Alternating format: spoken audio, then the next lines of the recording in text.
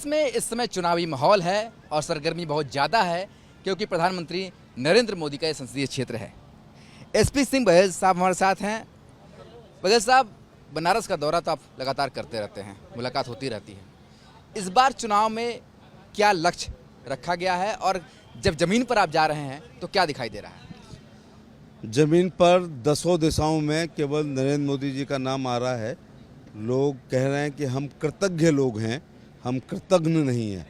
72,000 करोड़ रुपया काशी में लगा है, जबकि सांसद से 5 करोड़ रुपए साल की उम्मीद की जाती है।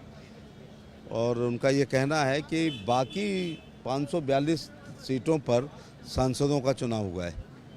हमारे यहाँ वो कह रहे हैं हम प्रधानमंत्री चुनने जा रहे हैं।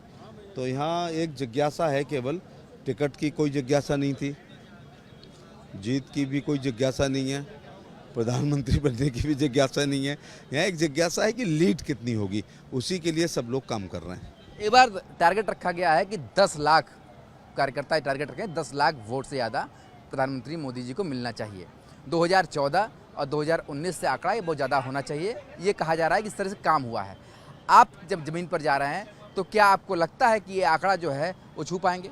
निश्चित तौर से जो टारगेट दिया है तो उसको टारगेट से नहीं होता है, उसको पूरा करने के लिए मेहनत करनी पड़ती है। एक तापमान एक बाधक है बीच में, लेकिन और मैंने ये भी देखा है कि इस इलाके के लोग माइग्रेशन भी हुआ होता है। मैं नोएडा में, गाज़ियाबाद में, फरीदाबाद में अथवा गुड़गांव में, बेंगलुरु में, कलकत्ता खासतौर से, और मुंबई में जब मैं कहीं कार्यक्रम में जाता हूं तो मुझे पूर्वांचल के लोग बहुत मिलते हैं। मैं इसलिए जानता हूं कि अगर पाल समाज के भी सम्मेलन करता हूं या होली मिलन कहीं करता हूं देश के अन्य भूभागों में, तो यहाँ के लोग मिलते हैं। मेरा उनसे निवेदन है कि अगर मैं आगरा कॉलेज का प्रोफेसर हूँ, मैं राजनीति में नहीं होता, कहीं भी भारत में होता तो अपने सांसद को वोट डालने के लिए आता, और यदि मैं विदेश में होता तो प्राइम मिनिस्टर को वोट डालने के लिए आता। तो यहाँ के लोग प्रधानमंत्री को वोट डालने के लिए आना चाहिए। तो मैं तो ये भी कहूँगा कि जो बहुएं मायके में हैं और वो लोकसभा काशी नहीं है तो वो आ जाएं, और जो हमारे लोग प्राइवेट नौकरी करते हैं वो प्रधानमंत्री जी को के लिए 10 लाख टारगेट करने के लिए आएँ। ये काशी के लोग इस कालखंड के बहुत भाग्यशाली हैं, क्योंकि वो आने वाले समय में अपनी वसीयत में ये कहेंगे कि हमने नरेंद्र मोदी जी को लगातार 3 बार प्रधानमंत्री बनाया था। और यहाँ बड़ा भोजपुरी में कह रहे हैं कि तीसरी बार मोदी हमार। एक अंतिम सवाल आपसे ये है कि इंडिया जो गठबंधन बना है, इस गठबंधन का इस बार दावा है कि बेरोजगारी और महंगाई जैसे मुद्दों पर भारतीय जनता पार्टी को उन्होंने घेर लिया है। और इस बार उत्तर प्रदेश में की बात की जाए, जो पिछली बार की सीटें थी, बहुत कम सीटें इस बार भारतीय जनता पार्टी को मिलने जा रही हैं।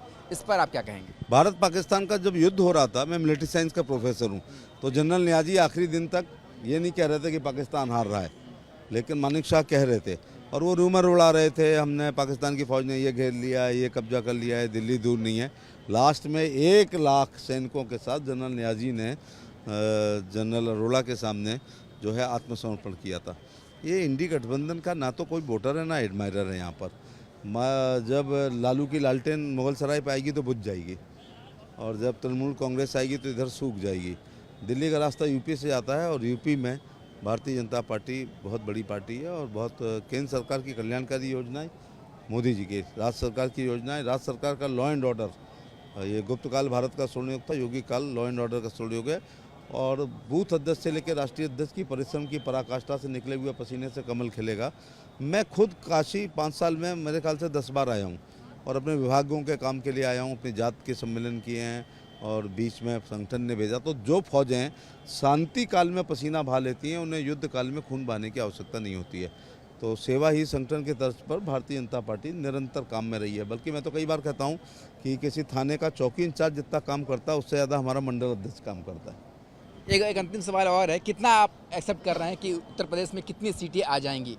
एक बीजेपी के तहत नहीं, सिर्फ एक आप प्रोफेसर होने के नाते बताइए, वेस्टर्न यूपी का चुनाव आप देख के आ रहे हैं, पहला फेज़, दूसरा फेज़, तीसरा फेज़ लगातार होते हुए आ रहे हैं।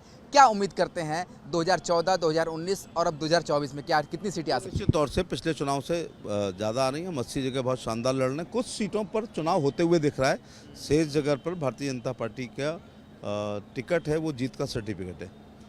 तो एसपी सिंह बघेल जो कि मंत्री भी हैं, प्रोफेसर भी रहे हैं और साथ ही इस समय आगरा से वाराणसी के दौरे पर हैं। साफ साफ इंडिया गठबंधन के जो पूरी टीम है उसको भारत और पाकिस्तान से जोड़कर देख रहे हैं। उनका कहना है बीजेपी भारत है और इंडिया गठबंधन जो है वो पाकिस्तान है। वीडियो जर्नलिस्ट शिवम मिश्रा के साथ सुशांत मुखर्जी, न्यूज़ स्टेट, वाराणसी।